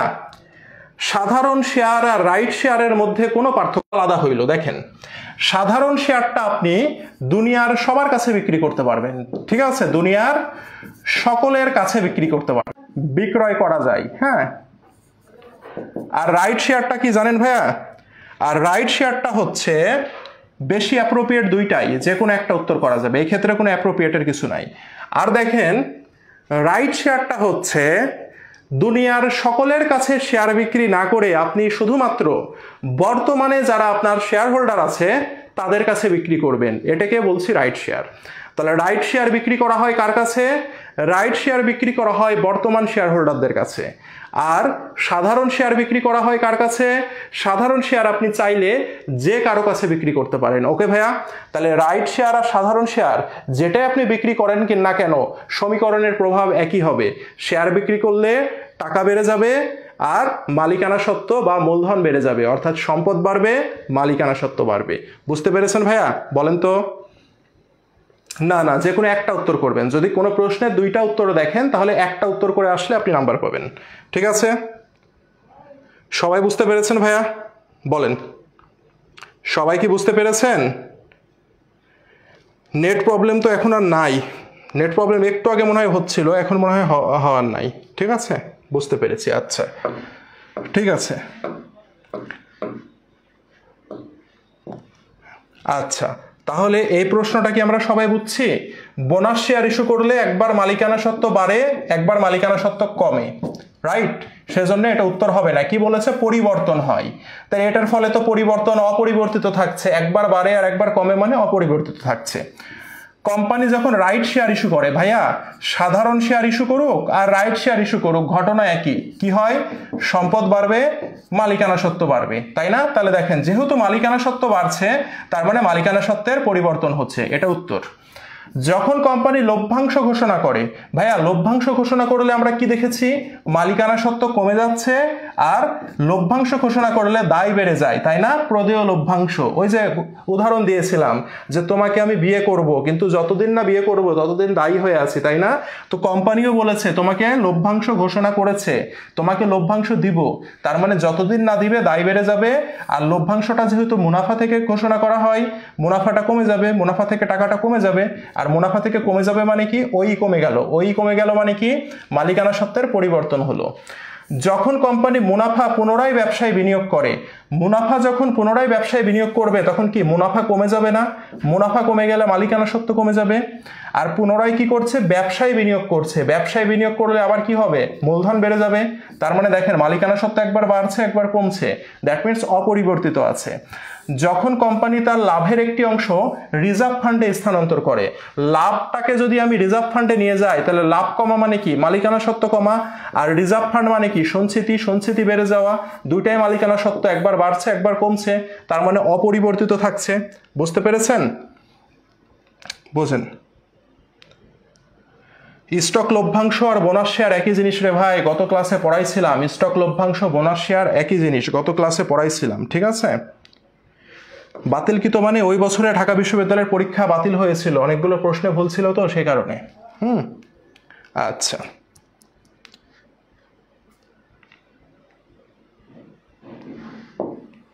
এবার দেখেন, কঠিন লাগলে বারবার দেখতে হবে এগুলো।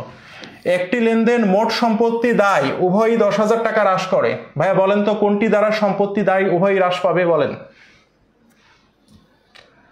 সম্পত্তি দায় উভয়ই হ্রাস পাবে, বলেন। এটা আপনাদের বলার কথা, বলেন তো ভাইয়া। সম্পত্তি এবং দায় উভয়ই হ্রাস পাবে কোনটি দ্বারা? কে বলতে পারে দেখি?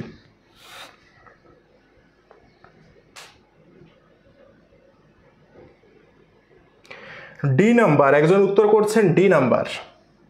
ভাই ডি নাম্বার কোন সেন্সে হয় বলেন তো? পাওনাদার থেকে কি টাকা পাওয়া যায় কখনো বলেন তো? পাওনাদার থেকে কি টাকা পাওয়া যায় বলেন আমাকে? পাওনাদারকে টাকা দিতে হয়। 10,000 টাকার ব্যাংক ঋণ পরিশোধ, ব্যাংক ঋণ কি দিয়ে পরিশোধ হবে? ভালোবাসা দিয়ে না টাকা দিয়ে?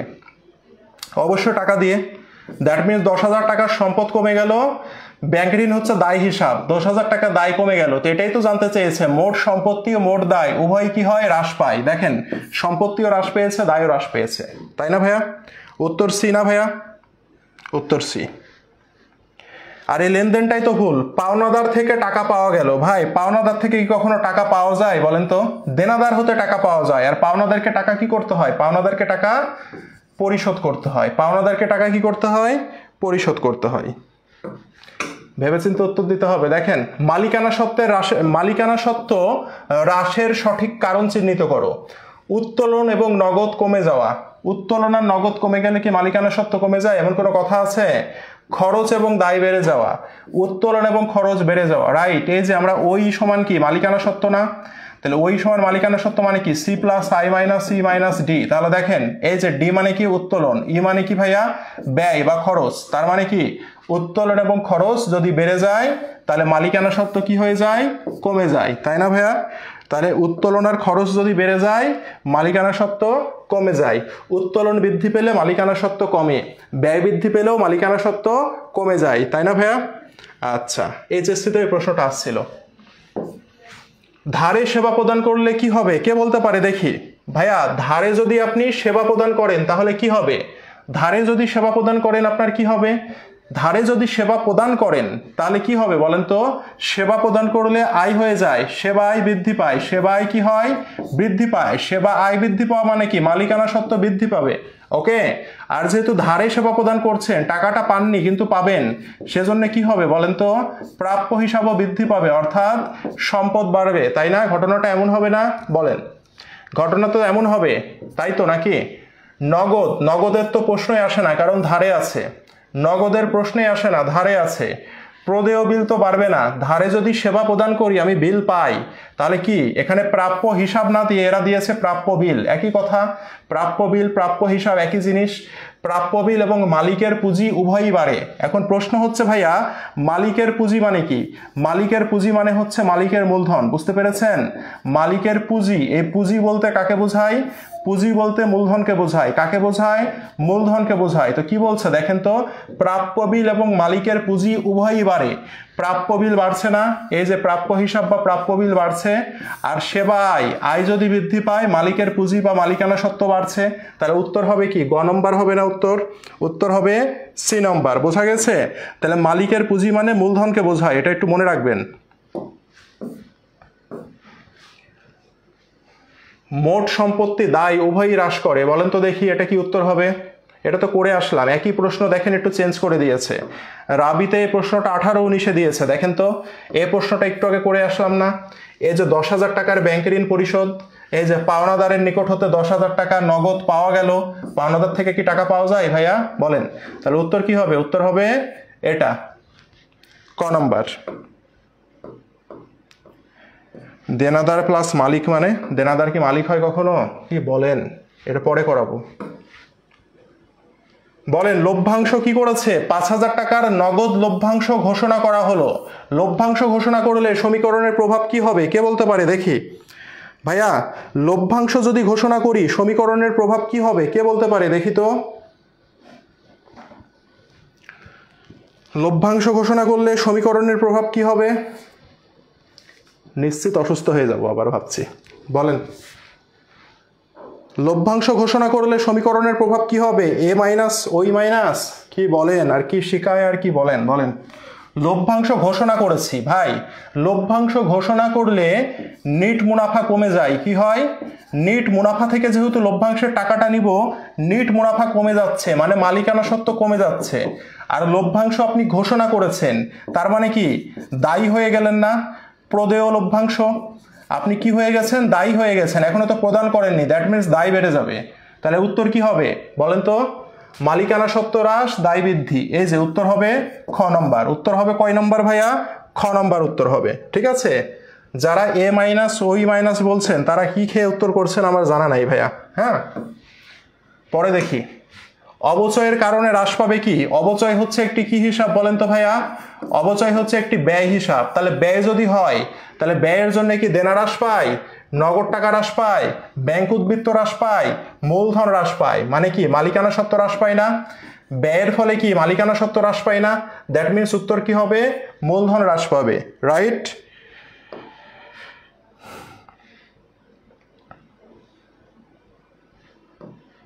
ওকে, পরে যাই। জাবেদা কি হবে? জাবেদা গতদিনই শিখাইছি, গত ক্লাস করতে হবে, না করে আসলে বললে হবে। মোট সম্পদ থেকে তৃতীয় পক্ষের দাবি বাদ দিলে কি থাকে বলেন? সম্পদ থেকে বাদ দিব কি? তৃতীয় পক্ষের দাবি। তাহলে বাকি থাকে কি? দ্বিতীয় পক্ষের দাবি বাকি থাকবে না? দ্বিতীয় পক্ষের দাবি মানে কি? মালিকানা সত্ত্ব, বলেন তো। সম্পদ থেকে তৃতীয় পক্ষের দাবি, তৃতীয় পক্ষের দাবি মানে কি? এল। এ থেকে এল বাদ দিলে বাকি থাকে কি? ওই থাকে না? দ্যাট মিনস উত্তর কি হবে? মালিকানা সত্ত্ব। এ তো পারেন এগুলো।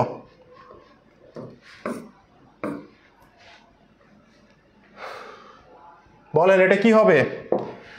10,000 টাকা সেবা প্রদান করে 7,000 টাকা পাওয়া গেল। 7,000 টাকা পাইলেন মানে কি? সম্পদ বৃদ্ধি পাইল 7,000 টাকা। অবশিষ্ট অংশ বকেয়া রইল। বকেয়া রইল মানে কি? প্রাপ্য হিসাব। প্রাপ্য হিসাব, সম্পদ বাড়লো কত টাকা ভাইয়া? 3,000 টাকা।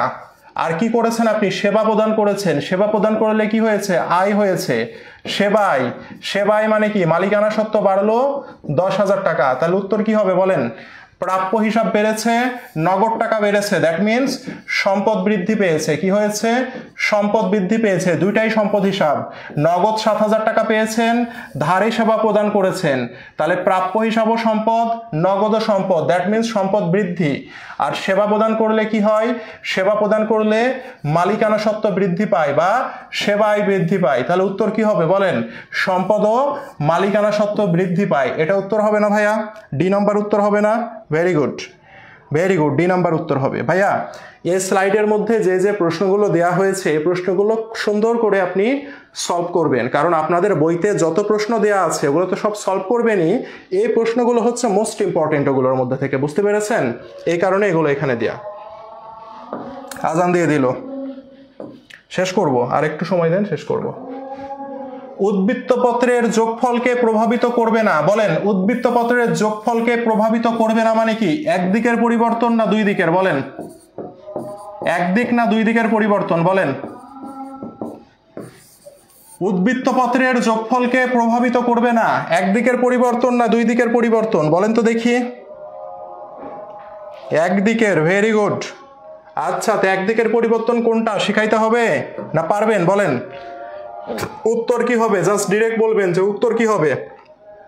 একদিকের, ভেরি গুড। তাহলে উত্তর কি হবে ভাইয়া? নগদে সম্পত্তি ক্রয়, তাই না? তাহলে নগদে সম্পত্তি ক্রয় করলে সম্পদ হ্রাস পাবে আর সম্পদ বৃদ্ধি পাবে, তাই না? একদিকের পরিবর্তন। আর প্রদেয় বিল পরিশোধ মানে কি? সম্পদ হ্রাস পাবে, দায় হ্রাস পাবে। মালিক কর্তৃক উত্তোলন, ব্যবসায় টাকা কমে যাবে, মালিকানা সত্ত্ব কমবে, দুই দিকের। এটা করলে কি হবে? সম্পদ কমবে, সম্পদ বাড়বে। ধারে পণ্য ক্রয়, ধারে পণ্য ক্রয় করলে কালীনে কি হয়? কালীনে মালিকানা সত্ত্ব কমে যায়, দায় বেড়ে যায়। অবিরততে যদি করি তাহলে সম্পদ বেড়ে যায়, দায় বেড়ে যায়। তাহলে অবিরতটা আমরা নিব, নিলে এটা উত্তর হবে না। বুঝতে পেরেছেন ভাইয়া? এটা উত্তর হবে না। কেন? কারণ আমরা অবিরত নিব। ঠিক আছে, অবিরত পদ্ধতি যদি ফলো করি তাহলে এটা উত্তর হবে না। অবিরত পদ্ধতি ফলো করলে এটা দ্বারা আমরা কয় দিকের পরিবর্তন পাচ্ছি? দুই দিকের পরিবর্তন পাচ্ছি, সেজন্য এটা উত্তর হবে না। ঠিক আছে,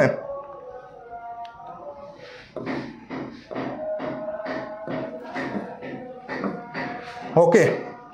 তাহলে আজকের ক্লাসটা মূলত ছিল সলভ ক্লাস, এবং যতটুকু আমরা পড়েছি এর মধ্যে থেকে কি কি প্রশ্ন আসতে পারে তার উপরে। ওকে, এখন সামনের দিনে আপনাদের যে ক্লাসটা হবে, সামনের দিনে ক্লাস সম্ভবত অবচয়ের ক্লাস দেয়া আছে, তাই না? বা অবচয়ের উপরে 2টা ক্লাস হবে, 3টা ক্লাসও হইতে পারে। আল্লাহর ওয়াস্তে অবচয়ের ক্লাসটা কেউ মিস দিন না। হ্যাঁ, সামনের দিন যে ক্লাসটা সম্ভবত, আমি জানি না, কোর্স আউটলাইন দেখতে হবে, সম্ভবত অবচয়ের ক্লাস হওয়ার কথা। আল্লাহর ওয়াস্তে কেউ অবচয়ের ক্লাসগুলো মিস দিন না, ঠিক আছে? আর যে অবস্থা ইলেকট্রিসিটি নেট টেট মিলার বললেন না, ভালো লাগছে না, মোটেও ভালো লাগছে না। পড়াইতে যে এত কষ্ট হচ্ছে, মানে কি বলবো, পড়ানোর আনন্দটাই নষ্ট হয়ে যাচ্ছে। ক্লাস তো সবসময় নিতে চাই, ক্লাস নেওয়া পছন্দ করি, কিন্তু ক্লাস নিতে যে এত কষ্ট হচ্ছে মানে জাস্ট বোঝাইতে পারবো না। শারীরিক কষ্ট এটা ফ্যাক্ট না, ফ্যাক্ট হচ্ছে মেন্টাল যে কষ্টটা হয়, যে কারেন্ট থাকবে কি না চিন্তা করো, কারেন্ট আছে কি না, কারেন্ট থাকবে কি না, কখন কি হয়, এই যে মানসিক যে চিন্তা, মেন্টাল প্রেশার, এটা হচ্ছে অনেক বেশি ভোগাই।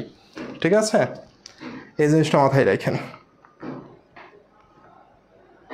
শুধু পণ্য ক্রয় থাকতো, ভাই শুধু পণ্য ক্রয় থাকলেও তো একই কথা, আমি তো বলেছি পণ্য ক্রয়ের সময় এই কাজটা হবে। হ্যাঁ, শুধু ক্রয় থাকলে তো এমনি হয়ে যাচ্ছে, শুধু যদি ক্রয় বলতো তাহলে কি হয়, শুধু ক্রয় করলে নগদান হিসাব ডেবিট, আর ক্রয় করছি ব্যয় হচ্ছে মালিকানা সত্ত্ব, তখন তো দুই দিকের পরিবর্তন হয়ে যাচ্ছে, তখন তো এটা আর মাথায় আসতো না, তখন তো এটা অটোমেটিক্যালি বাদ হয়ে যেত, কালীনেই বাদ হয়ে যেত তখন, তাই না?